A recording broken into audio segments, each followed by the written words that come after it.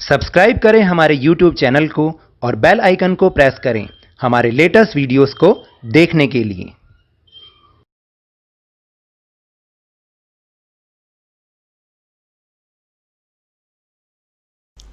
Hello and welcome to Lovneesh sir की class. This is Shiksha Nideshalaya Rashtriya Rajdhani Kshetra Delhi's worksheet number 68 and it is only for class 10 students. It has taken from the subject social science history and we will revise the chapter nationalism in Europe in this worksheet. So आपको पता है कि हमारा course तो ख़त्म हो चुका है, अब हम सारे लेसन की रिवीजन कर रहे हैं और इसी के अंडर में आज हम first chapter of history nationalism in Europe उसकी रिवीजन कर रहे हैं और इसमें भी आज हम 1 मार्कर क्वेश्चन आंसर्स को डिस्कस करेंगे जो कि बोर्ड पॉइंट ऑफ व्यू से बहुत ही इंपॉर्टेंट हैं। So now let's start and understand with me. Question number 1 is which treaty was signed to bring about and end the changes brought about by Napoleonic Wars? यानी Napoleonic Wars के दौरान जो भी change किए गए उसको ख़त्म करने के लिए कौन सी ट्रीटी को साइन किया गया? तो answer is Vienna Treaty, which was held in 1815. Now the question number 2 is, when France sneezes, the rest of Europe catches cold. Who said the statement? Who said this statement? आप बताइए कि जब France छींकता है तो पूरे Europe को सर्दी जुकाम हो जाता है, तो इसका क्या मतलब है और इसका क्या मतलब है और ये किसने कहा था? तो ये देखिए, ये कहा था ड्यूक मैटरनिक ने। ये स्टेटमेंट किसने कही थी? Duke Metternich. और ये बहुत ही इंपॉर्टेंट 1 मार्कर क्वेश्चन है क्योंकि बोर्ड एग्जाम में मोस्ट ऑफ द टाइम ये आता है। Now the question number 3, which treaty recognise Greece as an independent nation? तो ग्रीक को एक स्वतंत्र राष्ट्र के रूप में किस संधि ने मान्यता दी? तो उसका नाम है ट्रीटी ऑफ कॉन्स्टेंटिनोपल। इसका नाम है ट्रीटी ऑफ कॉन्स्टेंटिनोपल। फिर उसके बाद है question number 4, state whether true और फॉल्स। आपको ये बताना है कि जो स्टेटमेंट है वो ट्रू है या फॉल्स है। Garibaldi formed the red shirt army of volunteers, यानी गैरीबाल्डी ने एक वॉलंटियर्स की सेना तैयार की थी जो कि रेड शर्ट पहनती थी। इज इट ट्रू और false?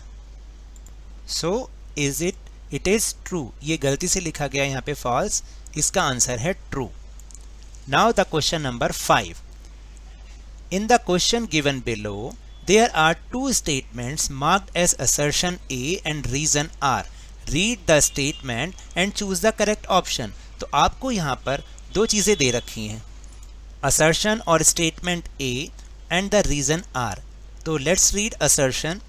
After 1848, nationalism in Europe moved away from its association with democracy and revolution.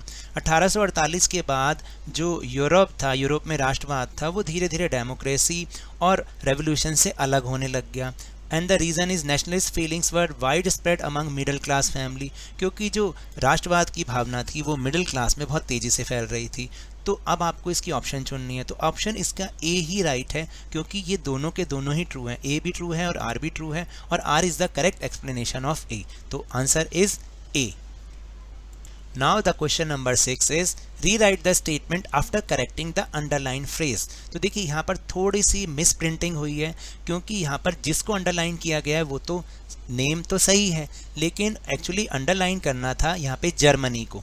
तो यहाँ पर जर्मनी को अंडरलाइन करना चाहिए क्योंकि Cavour is considered as the Bismarck of Germany. ये गलत है। Actually right answer is Cavour is considered the Bismarck of Italy. तो यहाँ पर जर्मनी को आपको चेंज करना है। तो अब आपको समझ में आया कि आपको कैसे रीराइट करना है सेंटेंस को। आप यहाँ पर ये जो सेंटेंस है, पहला वाला सेंटेंस, वो इनकरेक्ट है, उसको आपको करेक्ट करके दोबारा से लिखना है। Now question number 7, find the correct match. यहाँ पर आपको कुछ मैचेस दे रखे हैं जो बताने हैं कि उनमें से सही वाला कौन सा है। तो जैसे first is Bismarck and Italy. Bismarck और इटली का कोई आपस में रिलेशन नहीं था क्योंकि अभी अभी हमने समझा था बिस्मार्क तो जर्मनी से रिलेटेड थे। मैजिनी एंड जर्मनी, ये भी सही नहीं है क्योंकि मैजिनी भी इटली से ही रिलेटेड थे, इटली से रिलेटेड थे वो।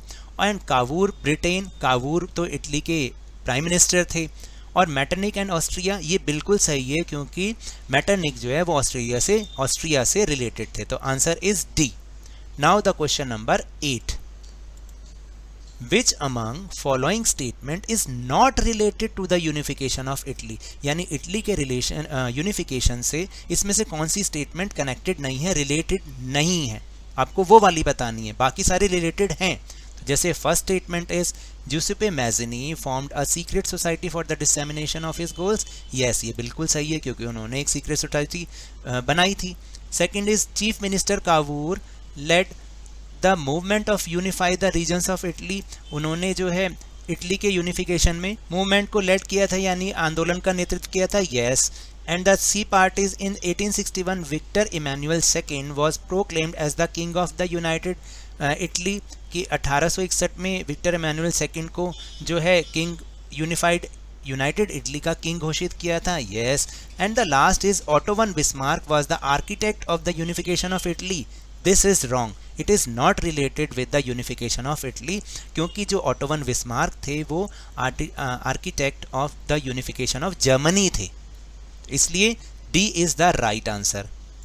Now the 9th question, identify this image, आप इस इमेज को देखते हैं, पहचानते हैं, दिस इज़ जर्मेनिया, ये जो है वो जर्मन फ्रीडम की एक ये जर्मन फ्रीडम की सिंबल थी, जर्मेनिया, जैसे इंडियन की भारत माता होती हैं ऐसे ये Germania. And the last is filling the blanks, who adopted the policy of blood and iron for the unification of Germany, Otto von Bismarck is the right answer. So now that's all for this worksheet. अगर मेरे इस तरह समझाने से आपको थोड़ा सा भी समझ में आया हो तो इस चैनल को ज़्यादा से ज़्यादा सब्सक्राइब कीजिए, लाइक कीजिए और बहुत ज़्यादा शेयर भी कीजिए। और हाँ, मेरे साथ इसी तरह वर्कशीट को समझते रहिए, लेकिन ध्यान और मन लगाकर पूरी मेहनत और लगन के साथ पढ़ते रहिए। And if you want to defeat corona virus then please wear a mask, क्योंकि जब तक दवाई नहीं तब तक कोई ढिलाई नहीं। Thank you very much.